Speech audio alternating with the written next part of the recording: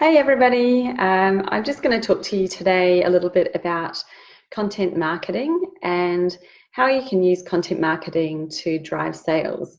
So you can use great content to get people into the top of your marketing funnel, sales funnel, and also to help them progress through the funnel to the sales conversion at the end. The first thing that you need to know when you're developing your content is really the knowledge that your prospects have. So I'm going to show you in a minute what I call the education quadrant. So that'll help you figure out exactly where your prospects are sitting in the quadrant, and that helps you know what sort of content you need to be writing to help them progress into the sales stage. Now this applies to not just content marketing in the form of blogs or videos, but also content that you might write for your website, your brochures, your key marketing messages. It's really the premise of your messaging overall. So I'll just show you now my lovely handwritten education quadrant. This is my own. It doesn't come from a textbook, so I've just drawn it for you.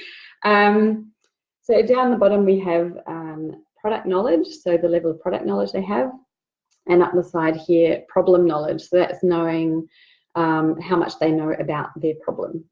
So down here in this corner, we've got people who are oblivious, blissfully ignorant. They have no idea that they have a problem at all, and they have no idea what the solutions are, what's out there in the market to solve it, because they don't need to know at the moment. They don't know they've got a problem. So this corner here, you're really in an education phase for your content. You need to first educate them on the fact that they've got a problem. And once they know that they have a problem, they will move up into this area here, where they are self-aware that they've got a problem, but then they need to know about what the solutions are to solve the problem. So that's where you're going to start, obviously talking a lot more about your solutions. And the idea is to move them across into the educated square at the top, where they're very aware of their problem, they know how they need to solve it, and they're looking at what the different solutions are out there. So that's where they're right at the end of the sales process, where they are considering different options and probably comparing, doing a bit of comparison, and they're ready to buy. So if you've actually managed to move them from down here where they're oblivious all the way up here to self-awareness and to educated, you're going to be right in the hot seat for that sale, because you'll build a whole lot of trust in them with the amount of education that you've been giving them. So you've been teaching them about their problem and about how to solve it, and then obviously presenting a solution at the end once they're educated on that and know that they need to act, to buy, to solve the problem. You're really going to be in the pole position there. So the idea is to move them into this corner. Down here is a little bit less likely scenario, but it can happen. So this is where somebody might be aware of the solutions to a problem that are out there in the market, but then they're actually not aware that they have the problem themselves.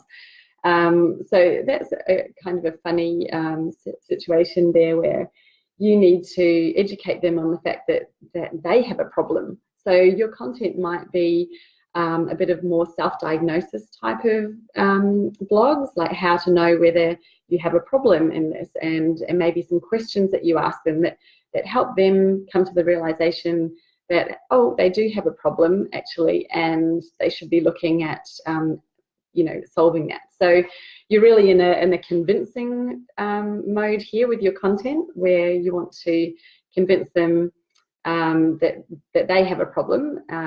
You don't need to talk a lot about what the problem is or the different solutions, but really helping them be more self-aware and diagnosing that problem, so that they can then move up into the educated quadrant and be ready to buy. So this helps you determine what sort of content you should be creating. I think most people will be in this area where your prospects are aware that they've got a problem.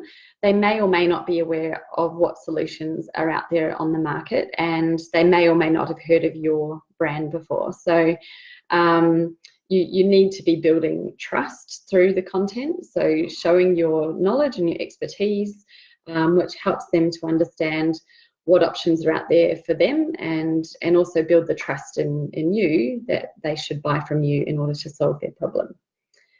So that's my little education quadrant. Hope that's been really useful for you today. Now, the education is just one of the pieces of the puzzle in understanding your ideal customer and who it is that you're really marketing to. And I'm actually hosting a live workshop this Friday.